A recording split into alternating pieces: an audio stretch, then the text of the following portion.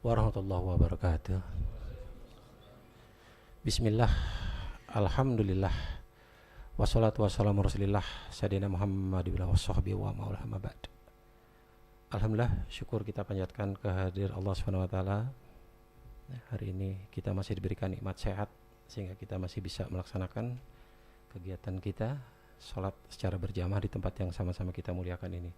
Salam dan salawat semoga dilimpahkan pada junjungan kita Nabi Muhammad sallallahu alaihi wasallam, tentu saja beserta para sahabat dan keluarga mereka. Karena asbab daripada pengorbanan mereka kita dapat turut merasakan nikmat iman dan nikmat Islam. Baik, melanjutkan kembali kajian tentang akidah, yaitu meluruskan sejarah Nabi Adam alaihissalam berdasarkan Al-Quran. Beberapa kajian kemarin saya sudah sampaikan bahwa saya ini referensinya ada di samping Al-Quran adalah tafsir Ibnu Katsir. Kita tahu Ibnu Katsir ini adalah memang menafsirkan Al-Quran. Di samping itu juga beliau memahami hadis-hadis. Ini yang saya pakai acuannya untuk menggambarkan kisah Nabi Adam berdasarkan versi Al-Quran, bukan yang selama ini beredar, yang kita pahami seolah-olah bahwasanya iblis itu sudah diusir kemudian naik lagi untuk menggoda Nabi Adam. Tidak ada di dalam Al-Quran seperti itu. Mereka turun bersamaan. Cuma bedanya iblis diusir sedangkan Nabi Adam itu sudah waktunya menjalankan tugasnya, karena setting dari awal itu adalah untuk menjadi khalifatul fil ard. Jadi jelas nanti kalimatnya jelas menunjukkan turunnya bertiga, bukan sendiri-sendiri. Karena itu kita akan mencoba, saya ulang kembali ya beberapa yang sudah saya sampaikan. Ini yang disampaikan hadis Rasulullah, sesungguhnya Allah menciptakan Adam dari segenggam tanah yang diambil oleh malaikat dari seluruh muka bumi. Karena itu beberapa ahli tafsir mengatakan pantas kulit kita berbeda-beda, karena kita tahu warna tanah sendiri itu berbeda-beda. Ada tanah merah, tanah putih, tanah coklat, dan seterusnya dan seterusnya. Sementara kalau kita mengacu pada Al-Quran surat Al-Hijr ayat 26, ini Allah sampaikan, ini firman Allah, sesungguhnya kami telah menciptakan manusia atau Adam dari tanah liat kering yang berasal dari lumpur hitam yang diberi bentuk min salsalin mim hamaim masnun. Nah, kalau kita lumpur hitam, bisa jadi bahwasanya memang betul-betul hitam kulit Nabi Adam alaihissalam. Jadi manusia pertama itu pigmennya kulitnya berwarna hitam. Nanti ada pigmen berwarna putih dan lain sebagainya, itu karena pengaruh tempat.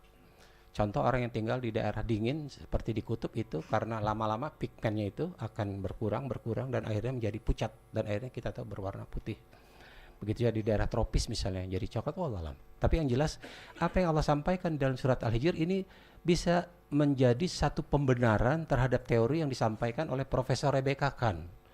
Ketika DNA mitokondria ditemukan tahun 87, beliau melakukan satu penelitian. Diambil DNA dari setiap orang yang ada di 5 benua. Orang kulit hitam, orang kulit putih, orang kulit coklat, orang kulit kuning, dan seterusnya. Ditelusuri DNA-nya. Ternyata bersumber pada satu titik. Berasal dari satu sumber. Karena itu dia mengatakan bahwasanya manusia pertama ini berasal dari Afrika. Dia menyebut Afrika karena apa? Karena orang Afrika kita tahu berkulit hitam. Itu yang beliau sampaikan. Tapi jelas bahwasanya penemuan beliau ini banyak dikritik ya, terutama oleh orang-orang kulit putih yang tidak setuju. Mengapa? Karena kita tahu kulit putih ini kan menganggap mereka superior. Sementara kulit hitam ini kan bangsa budak buat mereka. Jadi tidak bisa diterima oleh mereka ya. Terutama kalangan-kalangan kulit putih ya, tidak bisa menerima teori ini. Tapi yang jelas kalau kita kaitkan dengan Al-Quran bahwasanya Nabi Adam dibentuk dari tanah lihat yang warna hitam yang diberi bentuk, bisa jadi apa yang disampaikan oleh Profesor Rebecca Kahn membenarkan apa yang ada di dalam Al-Quran. Jadi kita berkulit coklat, berkulit itu karena perbedaan cuaca di tempat di mana kita tinggal. Wallahualam ya. Tapi jelas bisa jadi berkulit hitam, sebagaimana disampaikan oleh Profesor Rebecca Kahn. Nah, ini dia. Ketika Allah menciptakan Nabi Adam, Allah tidak langsung hidupkan Nabi Adam, enggak.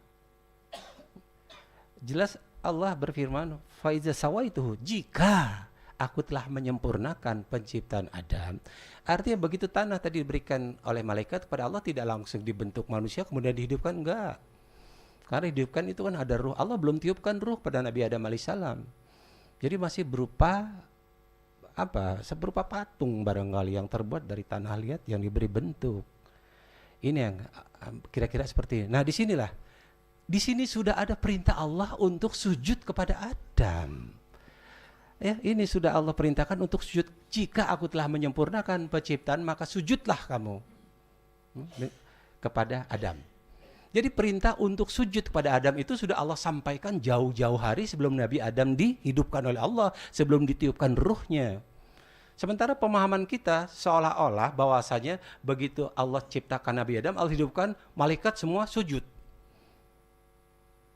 Bukan seperti itu kalau kita mengacu kepada Allah. Jelas, jika aku telah menyempurnakan penciptaan, maka tunduklah kamu, sujudlah kamu kepada Adam. Faqulau sajidin. Ya, ini Allah sampaikan.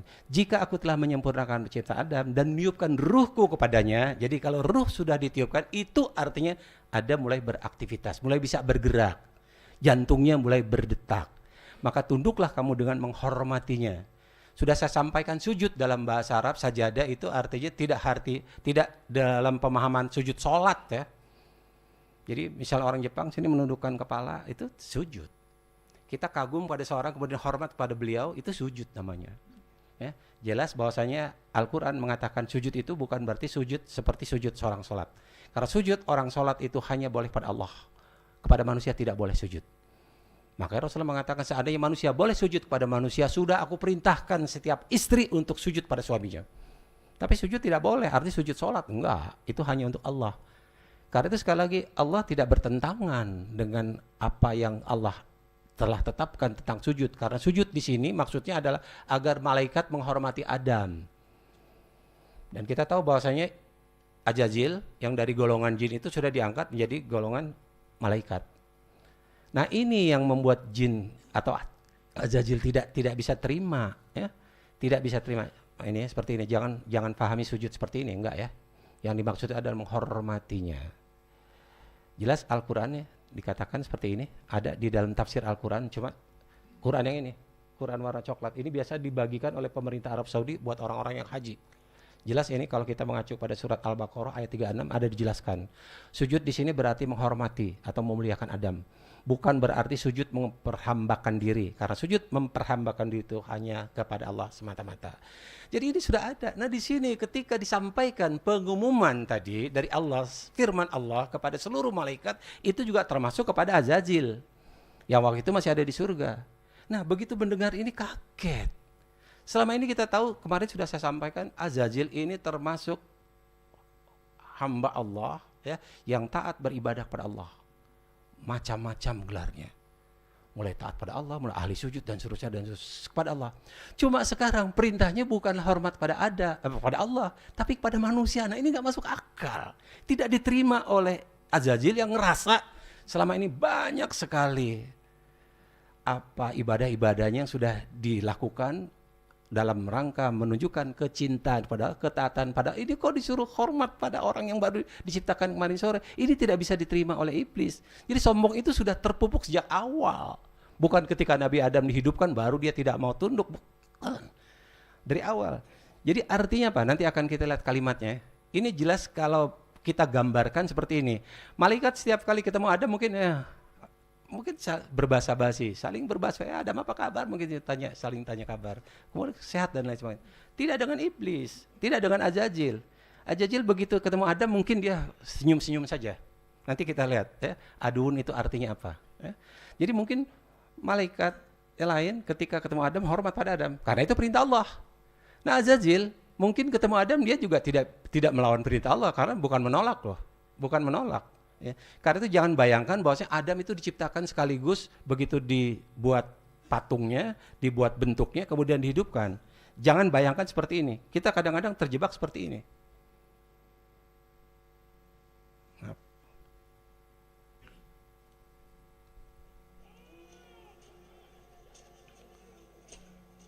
Nah ini semua ketika raja lewat, sujud semuanya. Ini jangan bayangkan Adam seperti itu. Nah cuma satu yang enggak. Nah kalau betul seperti ini ya jelas diusir sudah. Karena itu sudah ada pelanggaran. Sudah ada pelanggaran. Bukan seperti itu. Jadi bukan nolak. Azazil enggak nolak. Atau iblis enggak nolak.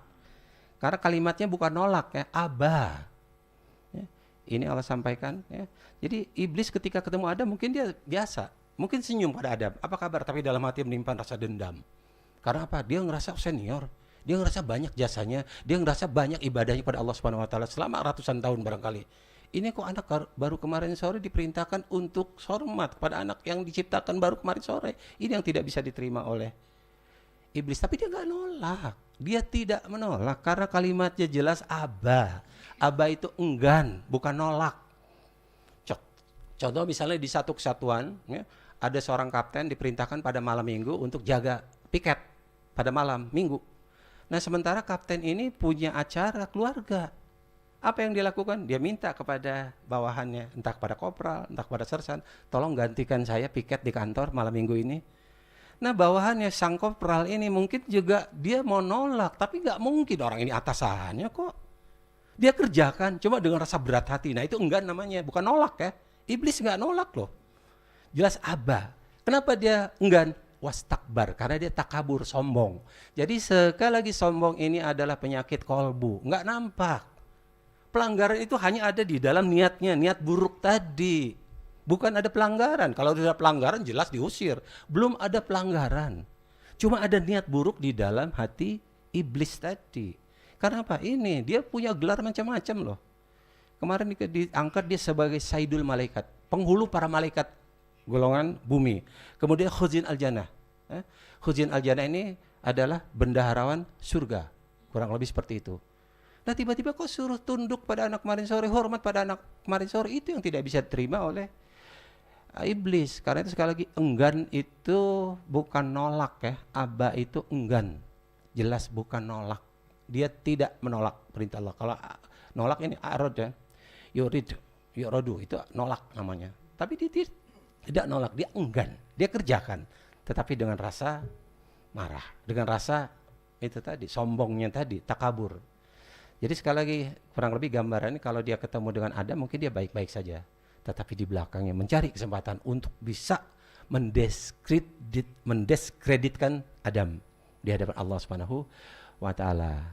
Nah, kita lihat, jika seseorang berniat melakukan keburukan lalu tidak jadi mengerjakannya, maka Allah menulis itu di sisinya sebagai satu kebaikan yang sempurna. Artinya dia niat jahat, tetapi dia tinggalkan itu karena niat, ini kan berlawanan dengan hukum Allah, berlawanan dengan aturan Allah, kemudian dia tinggalkan, dia dapat pahala. Dapat pahala. Tetapi kalau keburukan tadi dia kerjakan, maka akan dicatat sebagai satu dosa.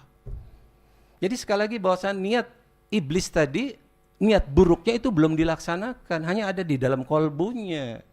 Ya, dia tidak nolak. Jadi belum ada pengusiran terhadap iblis. Iblis belum diusir oleh Allah karena penolakan tadi bukan berupa penolakan secara terang-terangan, tetapi keengganan. Dia ngerjakan dengan enggan.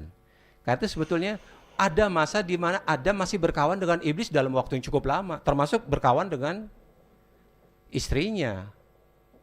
Kalau yang kita pahami sekarang kan seolah-olah begitu Adam diciptakan, nggak mau tunduk, kemudian diusir, baru Allah ciptakan istrinya. Enggak. Al-Quran tidak mengatakan seperti itu. Nanti kita lihat akan kalimatnya. Nah, cuma sayang ini yang ada di masyarakat kita. Banyakan ya. Then Allah subhanahu wa ta'ala now turns to Adam alayhi salam and he says to him to live in a place which he called Jannah. Ini setelah iblis diusir ya. Was in paradise alone at first. And it says that istawhash, meaning he felt lonely. And he didn't know what this loneliness was from. So one day, Adam alayhi salam found, Adam ketika bangun tidur, it says that he was napping. Menemukan makhluk lain di sisinya, itu yang disebut sebagai pasangannya. Al-Quran tidak menyebutkan namanya, tapi kita kenal dalam hadis itu Hawa. Kalau dalam Bible itu Eva. Jadi sekali lagi ini, ya ada muskun anta wa zaujukal jannah, iblis masih ada. Karena itu ketika Allah mengatakan jangan kamu mendekati pohon ini, itu larangan itu, iblis masih ada di surga. Nah ini dia lihat sebagai satu kesempatan. Nah ini kesempatan akan dibuktikan oleh iblis bahwasanya Adam itu bukanlah orang-orang yang menurut seperti iblis. Bukan ibadahnya seperti iblis yang taat luar biasa. Dia akan buktikan bahwasanya Adam ini sebetulnya tidak pantas untuk dihormati. Itulah yang direncanakan oleh iblis laknatullah alaih. Kan ini perintah Allah. Wala taqrabah haji sajarah, jangan kamu dekati pohon ini. Kalau kamu dekati pohon ini, kamu akan jadi orang yang zalim. Nah, di sini iblis melihat satu kesempatan. Iblis masih ada di surga. Nanti kita lihat kalimatnya. Jadi sekali lagi ketika Allah menyatakan ini, iblis masih ada di surga, masih dengar, masih tahu.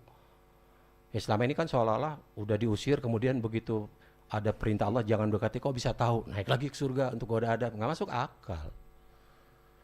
Zalikal kitabul la raiba fihi hudal lil muttaqin. Dalam Al-Qur'an tidak ada keraguan, tidak ada pertentangan. Ini iblis melihat satu kesempatan. Sudah ada niat buruk, sudah ada niat buruk. Nah, coba Allah tahu apa yang ada di dalam hati iblis, Allah tahu. Karena itu Allah sampaikan pada malaikat, kasih tahu Adam hati-hati. Iblis itu berniat buruk. Iblis berniat bagaimana Adam itu melanggar perintah Allah, melanggar aturan dari Allah. Karena itu kalimatnya ini yang disampaikan oleh katakanlah Jibril, ya. Ya Adam, inna haja'adullak wali zaujik. Wahai Adam, inna haza. Haza itu kalau kita lihat, ya, kalau kita lihat dalam bahasa ini artinya.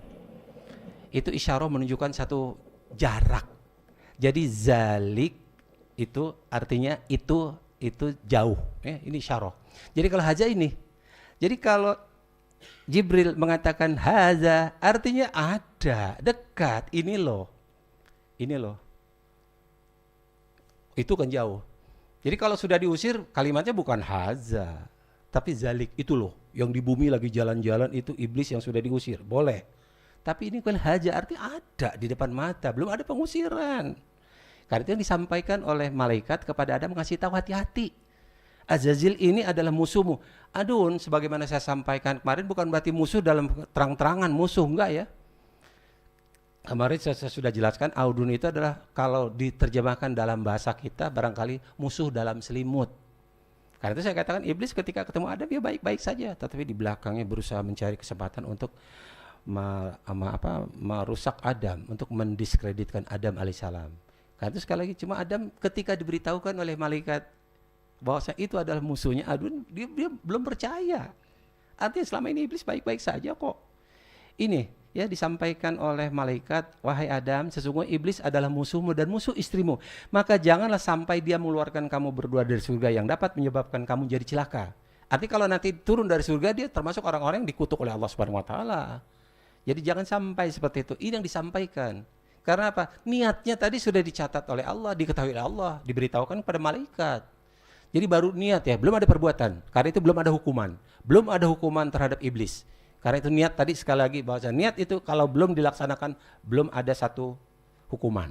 Belum ada satu vonis. Jelas bahwasanya ini merupakan satu kalimat yang menunjukkan iblis dan Adam itu masih ada dalam satu tempat, yaitu di surga. Belum ada pengusiran.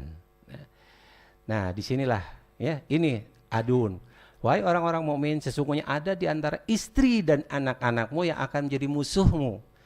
Kalau dalam satu keluarga istri dengan suami itu adun, itu namanya bukan saling bertengkar, enggak. Bisa saja baik-baik saja, seolah-olah baik-baik. Anak juga seolah baik-baik. Tapi dalam perbuatan nanti berusaha untuk bagaimana tidak mentaati perintah orang tuanya, tidak mengikuti nasihat orang tuanya. Ya, adun barangkali gambarkan seperti ini. Ya, adun itu menunjukkan sikap seperti teman. Ya, seperti teman, tetapi sesungguhnya jauh di dalam hatinya menyimpan rasa iri, benci dan dendam. Itu adun namanya. Adun. Itulah ya, barangkali seperti ini dalam hatinya, wah, nyari kesempatan untuk, nah itu adun. Jadi jelas malaikat mengatakan adun itu Nabi Adam masih selama ini baik-baik saja kok. Iblis. Kalau musuh ini jelas ya, ini nasoba. Nah itu baru permusuhan, itu jelas. Itu enggak akur itu. Enggak bisa bertemu, kalau bertemu pasti saling hantam atau saling, paling tidak saling memaki, saling bertengkar. Itu namanya nasoba atau nawa. Nah itu baru. Kalau adun tidak seperti itu. Adun dalam bahasa Indonesia terjemahkannya barangkali musuh dalam selimut. Jadi sekali lagi ini adun ya. Jadi ketika malaikat mengatakan adun, Nabi Adam masih belum percaya karena belum ada buktinya. Selama ini iblis baik-baik saja kok. Barangkali gitu. Karena itu kenapa Nabi Adam tidak, atau nasihat daripada malaikat ini tidak terlalu diperhatikan. Nah, di sini iblis melihat kesempatan. Maka satu hari iblis mendekati Adam alaihissalam. Apa yang dikatakan iblis? Wahai Adam, maukah aku tunjukkan padamu pohon khuldi dan kerajaan yang abadi? Wa mulka la yablugh. Ya. Jadi istilah khuldi bukan dari Allah ya. Allah tidak mengatakan pohon tadi pohon. Allah hanya wala taqrabah haji sajarah, jangan kamu dekati pohon ini. Jadi mengatakan pohon tadi khuldi itu adalah iblis. Khuldi itu arti kekal. Adam, kalau kamu makan buah pohon ini kamu akan kekal. Nah, ini jelas kalimat langsung, bukan ada di dalam pikiran. Iblis memang bicara pelan-pelan. Karena apa? Supaya tidak didengar oleh malaikat-malaikat. Karena itu dibisikkan pikiran jahat tadi. Tetapi ini kalimat langsung, bukan yang ada di dalam otak. Seperti kita kalau digoda iblis itu, iblisnya nggak nampak, ada di pikiran kita. Tapi yang lebih menjelaskan lagi ini adalah kalimat langsung. Maaf ini. Ini iblis bersumpah. Maaf. Sorry. Ya, setan bersumpah kepada keduanya, sesungguhnya saya adalah termasuk orang yang memberi nasihat pada kamu. Bersumpah ini kalimat langsung. Orangnya pasti ada, bukan hanya di dalam pikiran. Jadi sekali lagi jelas bahwasanya Adam, Hawa, dan iblis masih hidup bersama-sama di surga. Belum ada pengusiran terhadap iblis. Dan Nabi Adam belum diturunkan ke muka bumi. Nah, ketika iblis bersumpah, inilah Adam baru. Waktu membisikkan pikiran jahat, Adam masih berpikir. Tapi ketika iblis bersumpah, wallahi demi Allah. Nah, di sini Adam mulai percaya. Apa yang dilakukan oleh Nabi Adam, ini yang dilakukan oleh Nabi Adam. Maka setan membujuk keduanya untuk memakan buah itu, maka keduanya makan buah dari pohonnya. Nah, di sini baru ada pelanggaran. Baik pelanggaran yang dilakukan oleh iblis maupun pelanggaran yang dilakukan oleh Nabi Adam. Baru ada pengadilan kepada kedua-duanya. Baru ada vonis dari Allah baik pada Adam maupun kepada iblis. Jadi tidak iblis diusir dulu kemudian naik lagi. Enggak logis. Agak sulit diterima.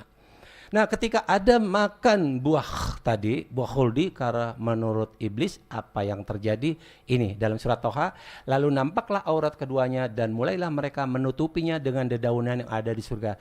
Durhakalah Adam kepada Allah dan sesatlah ia. Nah, ketika terbuka auratnya baru Adam sadar dia sudah melanggar perintah Allah Subhanahu wa ta'ala. Baru ada satu perbuatan dosa, baru ada satu perbuatan yang melanggar hukum Allah, baru ada vonis. Karena itu mari kita vonis yang dijatuhkan pada Adam alaihissalam. Jelas ada satu perbuatan melanggar hukum Allah. Kita lihat dulu. Ini yang Allah sampaikan. Ini tuntutan Allah kepada Adam alaihissalam dan istrinya. Kemudian Allah berseru kepada mereka dalam surat Al-A'raf ayat 22. Bukankah aku telah melarang kamu berdua dari pohon itu dan telah diperingatkan kepadamu bahwa sesungguhnya syaitan itu adalah musuhmu dan musuh bagi istrimu. Ya jelas dua perintah Allah dilanggar oleh Adam. Yang pertama, jangan mendekati pohon itu. Bukan cuma mendekati tapi makan. Dalam bahasa kita itu mencuri. Sadar tidak Nabi Adam itu mencuri? Bukan cuma sekedar mendekati pohon tapi diambil buahnya dimakan, itu namanya mencuri.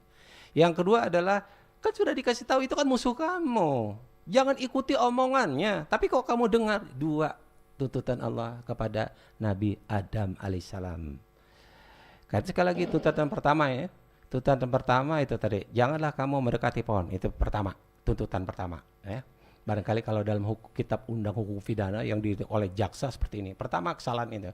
Yang kedua itu tadi ya, bahwasanya sudah melanggar perintah Allah, percaya kepada iblis. Padahal sudah diberitahukan oleh malaikat, hati-hati, dia musuhmu. Jangan sampai dia mengeluarkan kamu. Jadi inilah. Cuma Adam waktu itu bingung. Dia belum pernah berbuat dosa. Harus ngapain? Nah di sini Allah sebagai At-Tawwab. Allah sebagai maha penerima taubat. Allah terima taubat Nabi Adam alaihissalam. Cuma Adam gak tahu harus ngapain. Maka, tapi Adam ketika ditegur oleh Allah, mengapa kamu makan? Kita lihat ya, yang di dalam Bible ini. Nabi Adam berkilah seperti ini. Adam pun menjawab, ini Bible ya. Perempuan yang kau tempatkan di sisiku memberikan buah dari pohon itu, maka aku makan. Dia tidak menyebut istrinya, dia menyebut perempuan itu. Ini dalam Bible. Dia tidak menyebut istrinya, perempuan. Jadi seolah nggak kenal, ini siapa nih perempuan ini yang kau berikan padaku. Jadi seolah-olah apa? Satu untuk melemparkan tanggung jawab barangkali. Kalau kita lihat seperti itu. Akibatnya apa? Akibatnya ini hukuman bagi perempuan. Karena tadi ada mengatakan perempuan itu yang ngasih buah tadi, sehingga aku makan. Jadi melemparkan kesalahan pada perempuan. Ini akibatnya dalam kitab Kejadian. Susah payahmu waktu mengandung akan aku buat sangat banyak, dan kesakitan engkau akan melahirkan anakmu. Artinya bahwasanya wanita yang melahirkan kemudian sakit itu merupakan satu hukuman, azab. Akibat apa? Akibat menggoda Adam, suaminya, untuk makan buah yang dilarang oleh Allah. Dan hukuman itu tidak berhenti sampai di situ apa? Ini lagi. Namun engkau akan birahi pada suamimu dan ia akan berkuasa atasmu. Jadi ternyata Bible membenarkan bahwasanya laki-laki itu berkuasa atas wanita itu memang dibenarkan. Karena apa? Karena dosa wanita. Karena itu dikatakan bahwasanya laki-laki itu berkuasa atas kamu. Pantas orang-orang di sana itu perempuan terutama adalah memperjuangkan emansipasi persamaan hak. Karena agama sendiri membenarkan perbuatan tadi itu akibat kesalahan yang dilakukan oleh perempuan pertama, Eva. Ini yang dilakukan oleh orang-orang di perempuan-perempuan di barat. Mereka minta persamaan hak. Karena itu tadi ya, bahwasanya memang laki-laki ini merupakan yang lebih tinggi statusnya, lebih tinggi kedudukannya. Jadi karena itu lihat. Nah, sementara kita tahu kepada Nabi Adam diajarkan kalau kamu berbuat dosa, kamu berbuat satu kesalahan, ini yang diajarkan, ya. Robbana zolamna anfusana wa ilam takfir lana wa tarhamna lanakunanna minal khasirin. Ini doa bagi orang yang berbuat salah, dosa ini doa yang diajarkan oleh Allah kepada Nabi Adam. Hendaknya kalau kita berbuat satu kesalahan, kemudian kita taubat, kemudian kita beristighfar, ini yang diadamkan. Robbana zalamna, ya Allah Tuhan kami, seandainya kami telah menganiaya diri kami sendiri, dan jika engkau tidak mengampuni dan memberi rahmat kepada kami, maka kami termasuk orang-orang yang merugi. Artinya apa? Ini Adam menerima beberapa kalimat dari Tuhannya, maka Allah menerima taubatnya. Jadi sekali lagi jelas Allah sudah menerima taubat Nabi Adam alaihissalam.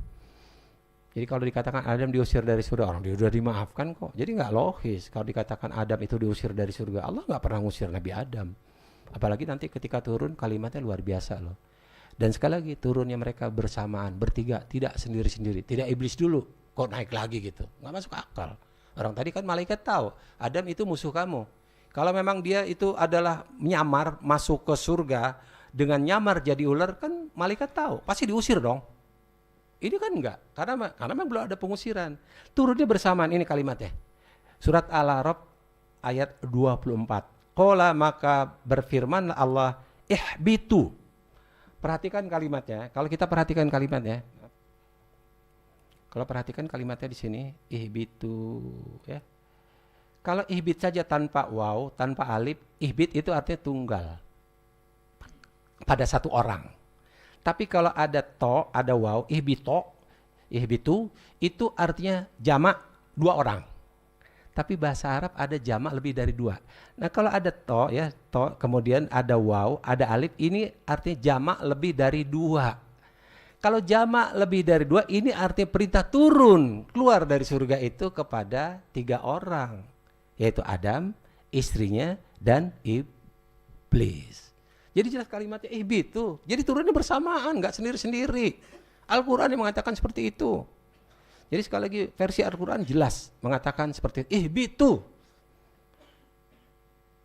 Ba'dukum li ba'din adun. Nanti dari kalian akan jadi musuh bagi yang lain. Artinya nanti ada orang-orang yang ikut kepada bujuk rayu iblis. Jadi cuma bedanya kepada Adam bukanlah diusir. Nanti kita lihat kalimat Allah kepada Adam luar biasa. Itu nasihat dari Allah. Sementara kepada iblis jelas Allah mengutuk iblis. Fahruj minha fa innaka rajim. Keluar kamu terkutuk selamanya. Jadi jelas beda ya. Tapi keluarnya dari surga bersamaan, tidak sendiri-sendiri. Al-Qur'an yang bilang. Jadi kalau keluar sendiri-sendiri bukan versi Al-Qur'an, tetapi versi dari Bible. Kita lihat lagi.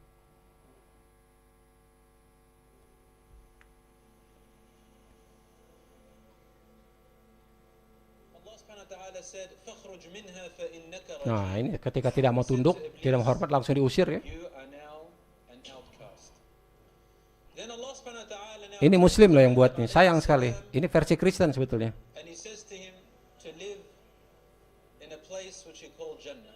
Adam alaihi salam was in paradise alone at first. And it says that istawhash, meaning he felt lonely. Jadi ketika istrinya diciptakan oleh Allah Subhanahu wa taala, iblis sudah tidak ada ya. Iblis sudah tidak ada. Adam alaihi salam found, it says that he was napping. He found before him his wife Hawa, a woman. And his loneliness immediately faded, it went away. And he asked her, Man anti, who are you? Ditanya, siapa kamu? Saya ada orang yang diutus oleh Allah Subhanahu wa taala untuk menemanimu, yaitu Hawa, istrinya ya. Ini kalimatnya kurang lebih seperti itu. Ini Allah sampaikan pada Adam, tinggallah kamu berdua di dalam surga. Nah, di sini iblis melihat satu kesempatan ya. Ini bukan versi Islam ya. Ini bukan versi Islam. Nah, iblis naik lagi untuk menggoda Adam karena tahu ada larangan kepada Adam dan istrinya. Jadi sekali lagi ini bukan versi Islam. Saya yang membuat orang Islam. Ya. Dan ini yang terjadi ya. Datang iblis menipu Adam. Artinya naik ke surga dengan nyamar jadi ular. Kemarin sudah saya sampaikan ya. Itu bukan versi Islam. Islam tidak ada seperti itu. Dan akhirnya Adam dalam versi Bible diusir. Kita lihat ya. Ini yang buat non-muslim ya. Film tentang Abraham. Diusir dari Eden. Taman Eden itu surga maksudnya.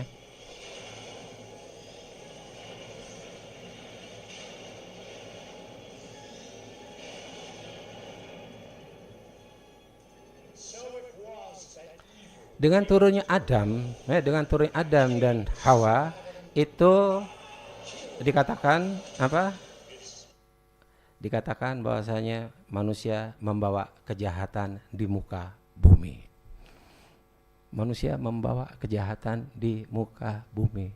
Padahal jelas Allah ketika menciptakan Nabi Adam untuk menjadi khalifah, itu versi Islam. Tapi dalam versi non-muslim dikatakan bahwasanya Adam diturunkan ke muka bumi dengan membawa bibit-bibit kejahatan. Karena itu setiap wanita yang lahir ini sudah membawa satu anak di dalam rahimnya, itu disebut sebagai dosa waris. Dan itu dibuktikan ketika Kain membunuh saudaranya Habil.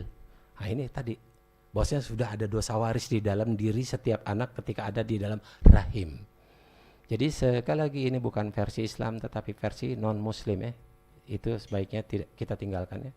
Dan ini tadi, manusia akan berkuasa, terutama suami akan berkuasa terhadap istrinya. Karena itu saya katakan wanita-wanita di barat itu luar biasa, mereka minta hak emansipasi. Sampai ada suatu kisah, ini kisah diambil dari suatu kisah nyata. Ada perempuan yang akhirnya tidak tahan dibully oleh suaminya, dan akhirnya dalam keadaan marah dia bunuh suaminya. Dan akhirnya hendak dijatuhi hukuman mati. Untung waktu itu Perdana Menteri Inggris Margaret Thatcher turun tangan, sehingga hukuman mati bagi perempuan ini jadi ditunda, artinya dibatalkan karena dianggap dia membela diri. Kita lihat dulu, ini satu ilustrasi saja membuktikan bahwasanya inilah akibat daripada laki-laki berkuasa atas wanita. Memang Islam mengatakan seperti itu, ar-rijalu qawwamuna 'alan nisa, laki-laki pemimpin bagi kaum wanita. Tapi penjabaran nanti akan sama-sama kita tidak seperti ini, penafsiran akan seperti ini. Kita lihat, ini penafsiran dari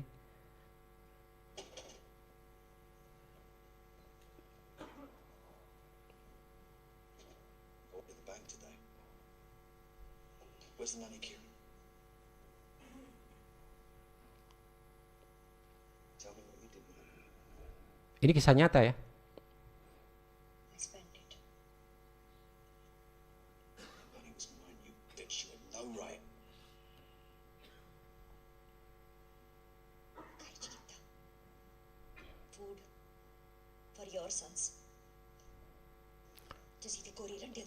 Ini luar biasa loh dampaknya bagi perempuan, terutama perempuan di barat ya. Termasuk di Arab waktu di zaman sebelum Rasulullah ya. Posisi perempuan amat sangat menyedihkan. Dan dianggap ini biasa, karena dianggap itu adalah satu azab akibat dulu menggoda Adam. Menggoda Adam untuk makan buah yang dilarang. Dampaknya luar biasa. Karena berbasik pada agama. Jadi sah-sah saja.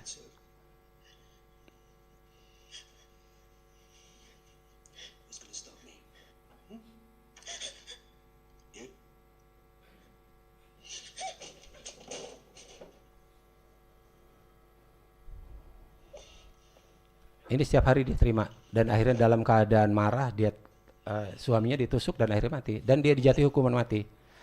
Tapi untung Perdana Menteri Inggris Margaret Thatcher, nah kamu bukan apa-apa. Ini tadi Ini berdasarkan ajaran agama. Jadi sah-sah saja. Karena agama membenarkan seperti ini. Islam tidak mengajarkan seperti itu. Ini memang dikatakan seperti ini. Suamimu akan berkuasa atasmu. Islam ada di dalam surat Al-Imran. Ini ya. Ar-rijalun qawwamuna 'alan nisa. Laki-laki pemimpin bagi kaum wanita. Tetapi ada tapinya. Ini yang Allah sampaikan melalui lisan Rasulullah SAW dalam satu hadis. Apa yang disampaikan Rasulullah? Ya? Ittaqullah finisa. Takutlah kamu terhadap Allah akan istrimu. Mengapa? Karena engkau mengambil istrimu tadi dengan amanah dari Allah. Kan mengucapkan syahadat, mengucapkan bismillah sebelum melakukan ijab qabul. Jadi hati-hati, wanita ini harus dimuliakan. Karena itu ada surat namanya surat An-Nisa. Apalagi kalau dalam satu sebagai ibu. Jadi jelas ini ajaran Islam tidak mengajarkan untuk membeda-bedakan kaum laki-laki dan seolah-olah laki-laki. Enggak. Itu adalah ajaran dari Barat yang berbasis kepada Bible. Nah, Adam juga ada hukumannya kalau berdasarkan Bible. Karena engkau mendengarkan perkataan istrimu dan memakan dari buah pohon yang telah aku perintahkan kepadamu, janganlah makan daripadanya, maka terkutuklah tanah karena engkau. Dengan bersusah payah engkau akan mencari rezekimu dari tanah seumur hidupmu. Artinya seorang kerja, dulu orang terus jadi petani. Nanam buah, nanam apa ya. Kalau sekarang kan kita tidak lagi bertani. Itu susah payah untuk mendapatkan makanan itu akibat daripada hukuman bagi kaum laki-laki. Kalau di surga kan dulu tinggal metik saja. Jadi itu dianggap sebagai satu hukuman. Jadi kerjanya seorang lelaki, seorang kepala keluarga itu dianggap sebagai hukuman. Akibat tadi melanggar hukum yang ditetapkan Allah Subhanahu wa Ta'ala. Karena itu kalau kita lihat diusir dari surga. Ya. Lalu Tuhan mengusir dia dari Taman Eden dan supaya ia mengusahakan tanah dari mana ia diambil. Ia menghalau manusia itu dan di sebelah timur Taman Eden ditempatkan beberapa kerup. Kerup ini arti malaikat-malaikat dengan pedang yang bernyala-nyala yang menyambar-nyambar untuk menjaga jalan ke pohon kehidupan. Nah, manusia diusir saja dijaga oleh malaikat jangan sampai balik lagi ke surga. Begitu juga iblis, harusnya kalau udah diusir dijaga dong oleh malaikat jangan sampai naik. Jadi sekali lagi bahasa ini dikatakan manusia turun di muka bumi.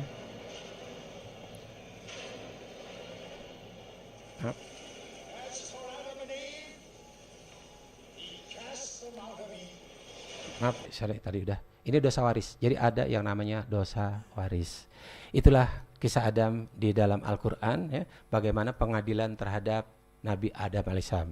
Insya Allah pada kesempatan berikutnya nanti kita akan bahas pengadilan terhadap iblis. Nah itu panjang lebar. Kalau Adam singkat saja karena Adam mengakui kesalahannya dan dimaafkan oleh Allah. Allah menerima tobatnya. Tidak dengan iblis. Iblis ada suatu penolakan sehingga akhirnya terjadi satu perdebatan panjang dengan Allah Subhanahu wa Ta'ala dan akhirnya berbuntut diusirnya iblis dari surga oleh Allah Subhanahu wa Ta'ala. Insya Allah akan kita sambung pada bulan depan. Kita tutup dengan membaca doa kafaratul majelis. Bismillahirrahmanirrahim. Subhanakallahumma wa bihamdika asyhadu an la ilaha illa anta astaghfiruka wa atubu ilaik. Wassalamualaikum warahmatullahi wabarakatuh.